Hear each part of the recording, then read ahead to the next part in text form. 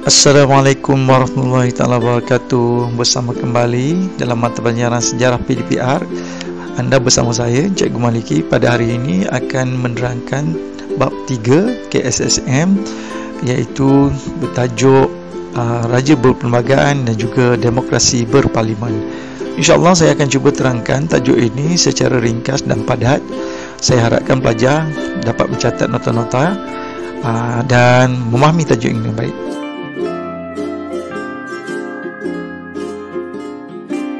Baik, tajuk ini mengandungi 5 subtopik, iaitu 3.1 latar belakang pemerintahan beraja dan demokrasi berparlimen, 3.2 sejarah dan kedudukan institusi Majlis Raja-Raja, 3.3 yang di-Ketua Agong, 3.4 amalan demokrasi dan pengasingan kuasa, dan yang terakhir 3.5 keunikan amalan demokrasi berparlimen di negara kita.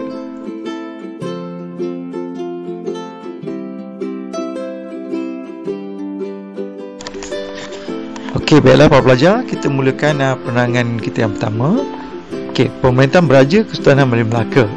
Pemerintahan beraja merupakan tradisi yang berakar umbi dan menjadi teras kewujudan kerajaan Melayu. Raja memerintah dengan kuasa yang penuh dan berdaulat. Okey, pada masa itu raja berkuasa mutlak. Okey, raja adalah pemerintah yang berkuasa mutlak dan baginda terletak semua kuasa pentadbiran, perundangan dan kehakiman. Undang-undang yang guna pakai pada masa itu ialah Hukum Kanun Melaka dan Undang-Undang Laut Melaka. Apabila Islam berkembang di Melaka, raja telah menjadi ketua agama Islam pada masa itu.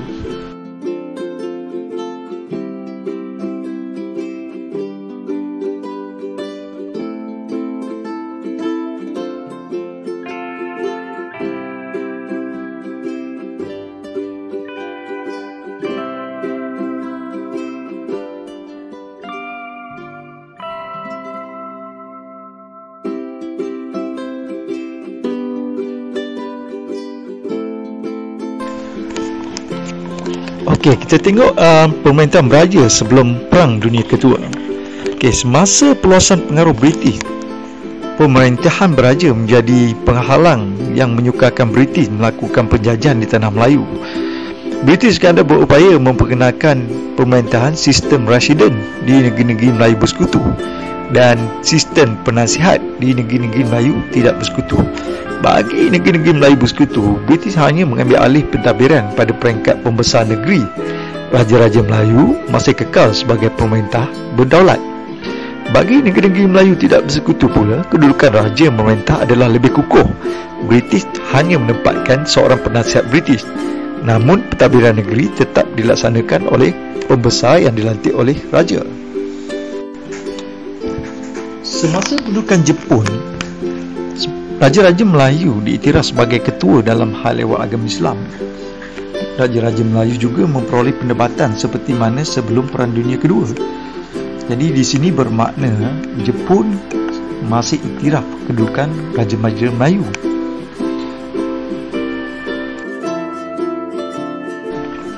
Okey, kita lihat bagaimana kedudukan Raja-Raja Melayu selepas Perang Dunia Kedua. Okey, sedia maklum Jepun telah kalah dalam Perang Dunia Kedua dan British telah datang semula ke tanah Melayu pada ketika itu.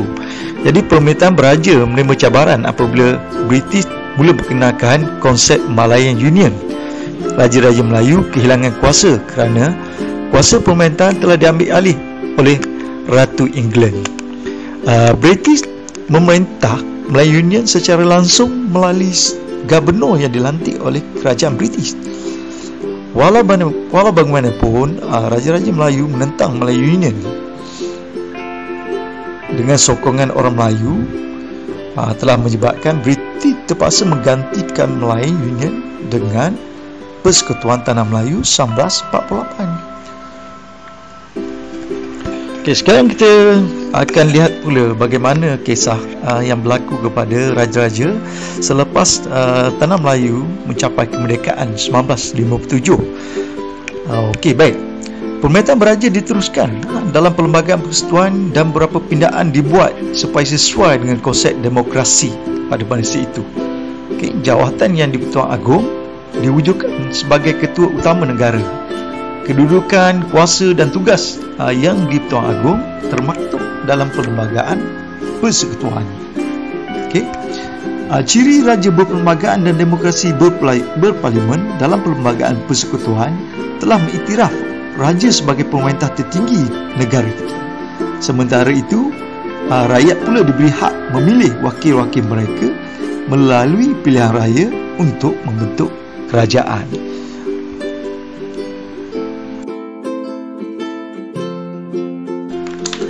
Okey, baiklah pelajar. Selepas kita memahami bahawa kedudukan Raja-Raja Melayu dilindungi dalam perlembagaan dan mempunyai peranan tertentu, kita akan lihat pula konsep Majlis Raja-Raja. Okey. Untuk makluman pelajar, Majlis Raja-Raja yang bermula dengan pembubaran Durba merupakan sebahagian daripada institusi raja berperlembagaan di negara kita.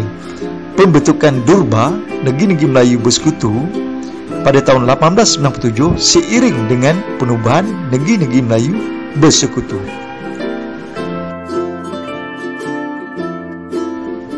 Okay, baik. Selepas penubuhan Durba, British Melayu telah menubuhkan satu majlis Sultan-Sultan pada masa pemerintahan Melayu Union 1946. Okay, dalam majlis Sultan-Sultan, ahlinya terdiri pada 9 orang raja dan 3 pegawai kanan British. Walau bagaimanapun, majlis ini sebenarnya tidak pernah wujud dan berfungsi kerana semasa pemerintahan Melayu Union, Raja-Raja Melayu kesemuanya menentang pelaksanaan Melayu Union.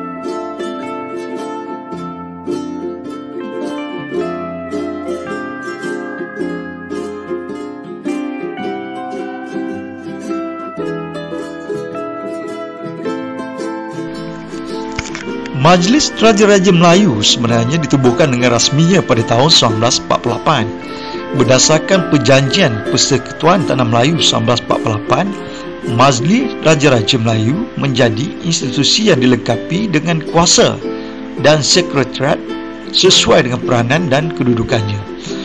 Ianya diuruskan sepenuhnya oleh Raja-Raja Melayu. Pengurusi mesyuaratnya ditentukan oleh Raja-Raja Melayu dalam kalangan 9 orang Raja Melayu. Persidangan Majlis Raja-Raja ini mestilah disertai oleh seorang penyimpan maha besar Raja-Raja. Raja-Raja Melayu diberi hak dan kuasa untuk mendapat penerangan daripada Pesuruhjaya Tinggi British tentang penggubalan undang-undang dan juga dasar kerajaan persekutuan pada ketika itu.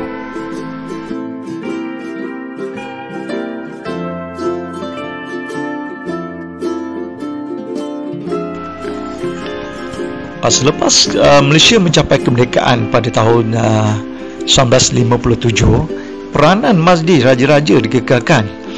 Namun keanggotaannya mengalami sedikit perubahan, di mana diwujudkan jawatan yang di-Pertuan Negeri bagi negeri Melaka dan Pulau Pinang. Yang di-Pertua Negeri Sabah dan Sarawak pula dijadikan ahli dalam Majlis Raja-Raja selepas dua negeri tersebut memasuki Malaysia pada tahun 1963. Walaupun bagaimanapun, yang di Tuan Negeri tidak turut serta dalam mesyuarat khas yang melibatkan pemilihan yang di Pertuan Agong dan juga timbalan yang di Pertuan Agong.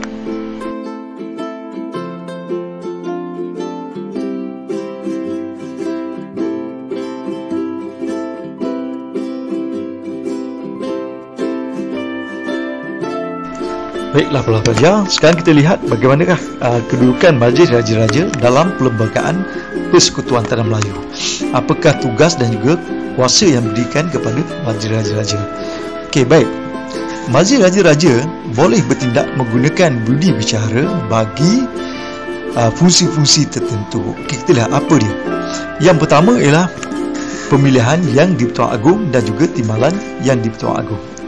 Yang kedua, bersetuju ataupun tidak bersetuju dalam sebarang undang-undang yang memerlukan persetujuan majlis raja-raja.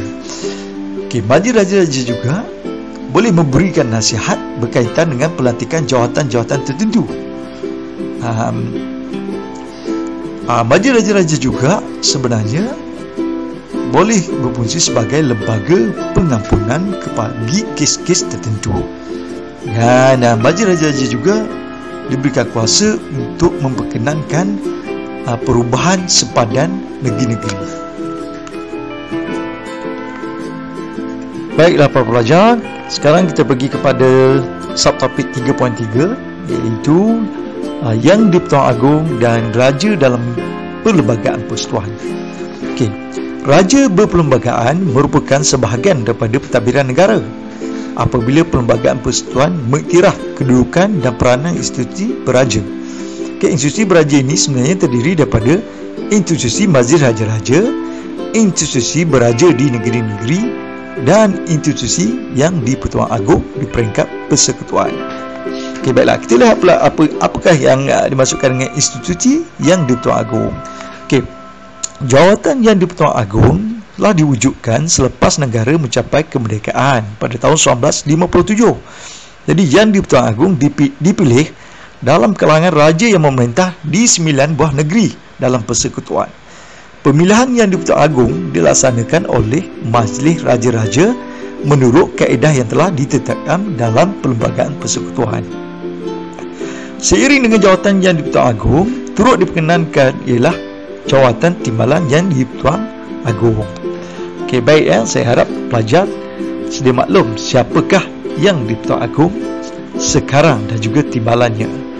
Seterusnya, kedudukan yang di-Pertuan Agong. Kedudukan yang di-Pertuan Agong sebagai Ketua Utama Negara telah termaktub dalam Perkara 32 Perlembagaan Persekutuan sebagai Ketua Utama Negara.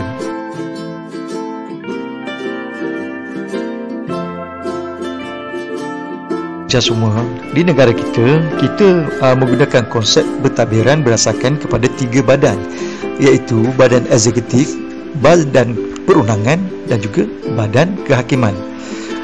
Ketiga-tiga badan ini yang di-Pertuan Agong diberikan kuasa-kuasa tertentu di dalam perlembagaan negara kita. Kita lihat yang pertama, iaitu Badan Eksekutif. Dalam Badan Eksekutif yang di-Pertuan Agong diberikan peranan untuk melantik Perdana Menteri dan Jemaah Menteri. Yang kedua, yang di-Pertuan Agong juga diberi kuasa untuk melantik jawatan-jawatan penting negara seperti Peguam Negara, Panglima Angkatan Tentera, Ketua Audit Negara dan berbagai lagi jawatan. Seterusnya, dalam bidang ketenteraan, yang di-Pertuan Agong sebenarnya adalah pemerintah tertinggi negara kita. Dalam bidang diplomatik pula, yang di-Pertuan Agong berhak melantik diplomat Malaysia yang ingin bertugas ke luar negara dan juga baginda menerima menghadap diplomat asing yang ingin bertugas di negara kita. Dalam bidang perundangan pula, yang di-Pertuan Agong sebenarnya boleh memperkenankan sesuatu rang undang-undang melalui proses pembentangan di Dewan Rakyat ataupun Dewan Negara sebelum diluluskan. Baginda juga mempunyai kuasa memanggil Parlimen bersidang. Baginda juga berkuasa memberhentikan dan membubarkan Parlimen. Dalam bidang agama pula, yang di-Pertuan Agong merupakan Ketua Agama Islam di negeri baginda sendiri dan di mana negeri yang tidak ada raja. Baginda juga sebenarnya diberikan hak keistimewaan untuk menjaga hak keistimewaan orang Melayu dan juga Bumiputera.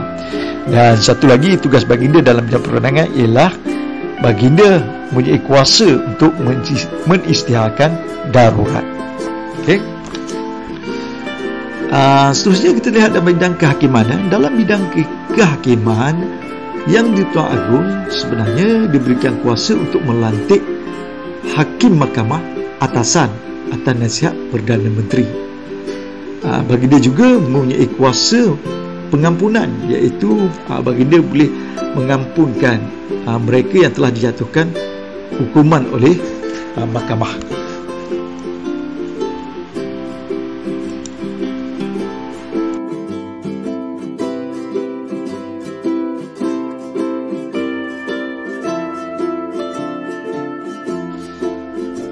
Baiklah para pelajar, kita sampai kepada subtopik 3.4 iaitu amalan demokrasi dan pengasingan kuasa.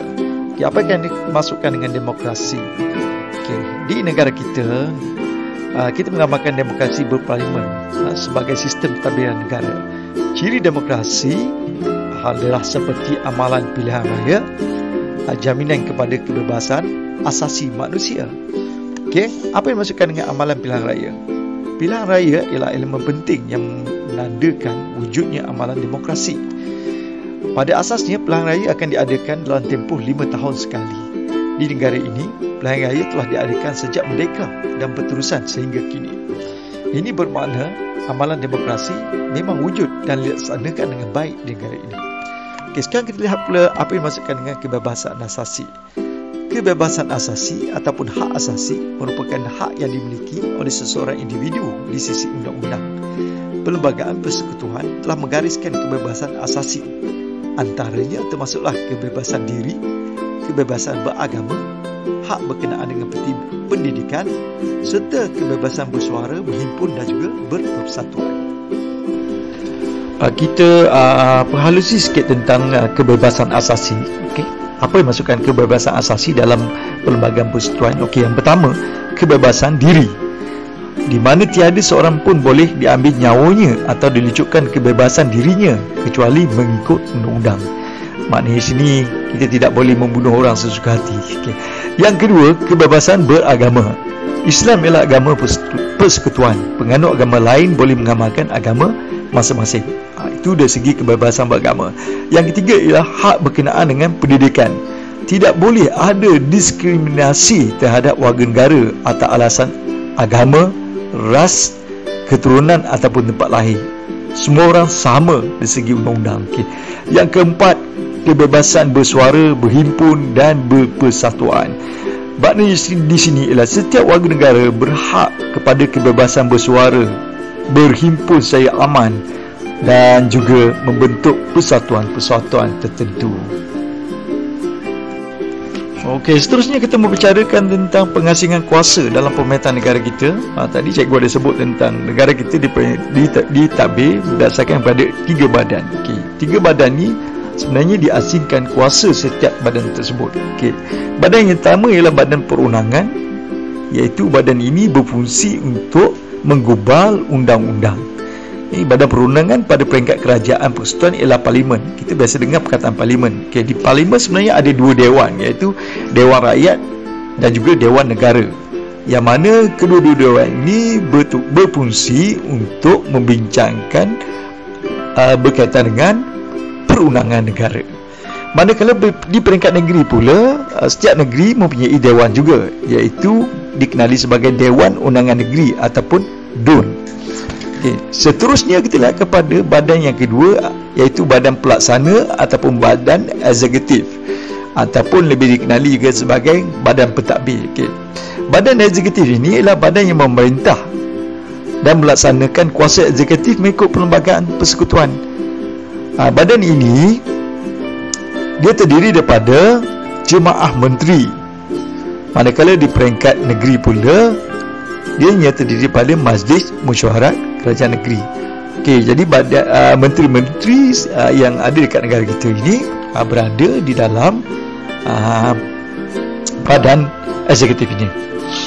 Seterusnya kita pergi kepada badan yang ketiga, iaitu badan kehakiman. Badan kehakiman ialah badan yang bertanggungjawab mentafsir dan melaksanakan undang-undang serta mempertahankan perlembagaan persekutuan. Badan ini diketuai oleh Ketua Hakim Negara. Kuasa badan kehakiman pula dilaksanakan oleh mahkamah. Untuk makluman pelajar, mahkamah negara kita ada 2 jenis, iaitu satu mahkamah atasan ataupun juga dikenali sebagai mahkamah tinggi. Satu lagi ialah mahkamah bawahan atau juga dikenali sebagai mahkamah rendah. Baiklah para pelajar, maka kita sampai kepada subtopik yang terakhir, iaitu 3.5, iaitu keunikan amalan demokrasi berparlimen di negara kita. Okey, apa yang uniknya amalan demokrasi berparlimen negara kita?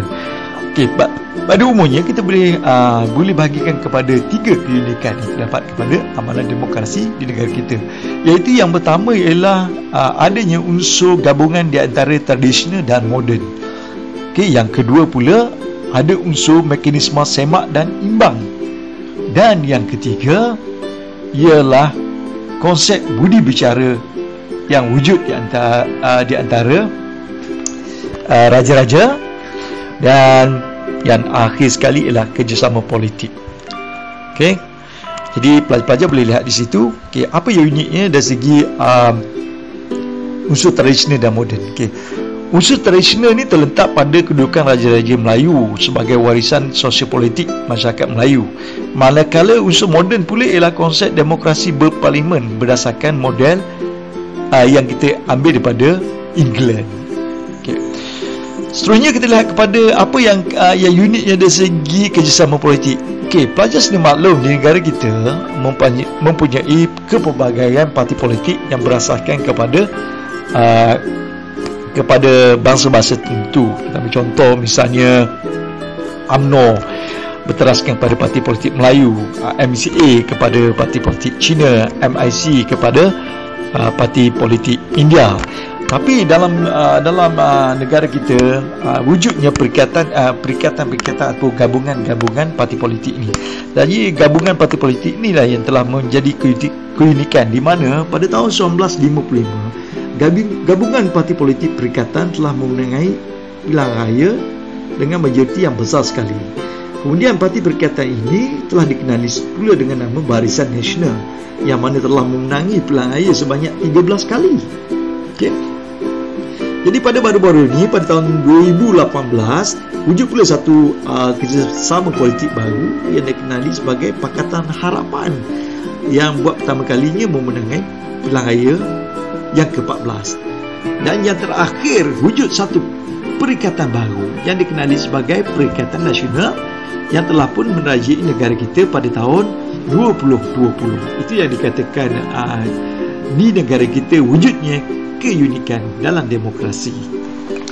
Okey, baiklah para pelajar sekian, maka berakhirlah penerangan cikgu tentang bab 3, iaitu kita dah berbicarakan ada 5 subtopik tadi. Saya ulang balik, iaitu yang pertama kita bincangkan tentang latar belakang pemerintahan beraja negara kita. Yang kedua kita ceritakan macam mana institusi mazir raja-raja. Kemudian kita cerita tentang yang di Pertuan Agong dan juga peranan yang di Pertuan Agong. Yang keempat tadi kita ceritakan amalan demokrasi di negara kita dan juga konsep pengasingan kuasa. Dan yang kelima kita ceritakan tentang keunikan demokrasi di negara kita. Okey, baik, untuk latihan pengukuhan dan maklumat selanjutnya, pelajar boleh merujuk guru masing-masing atau pelajar boleh pergi ke laman web saya, iaitu www.sttj.u.my/ksm tingkatan 5. Okey, terima kasih semua.